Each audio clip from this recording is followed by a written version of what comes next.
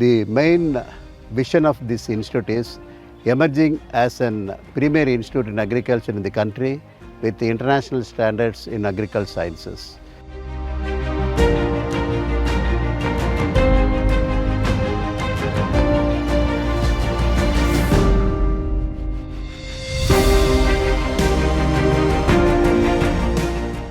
Actually, we are giving lectures and discussion in the classrooms to give the classroom teaching, mostly theoretical aspects, and then practical exposure will be given by giving hands-on training to the students, so that agricultural is related to the practical applications, so that the students should know thoroughly various techniques involved in agriculture from the sowing to harvest of the crops. As per the standards of the ICR, so we are having all the facilities like a farm activities, and also the infrastructure like a lab facilities, classroom facilities, and also the playground, hostel facilities. All the amenities are compared to the other colleges. So it is a superior when compared to other affiliated colleges in not only in the Tamil Nadu and also in the India. Through the seed grant from SRMIST, we are taking up two projects. One is collection, conservation and characterization of medicinal climbers in Chengalpattu area. Because as our campus is near the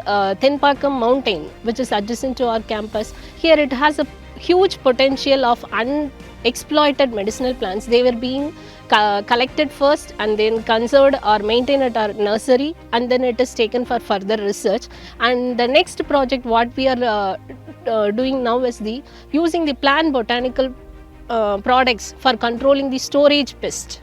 Since we are having PG students as well as AG students, all students are being engaged in the research field.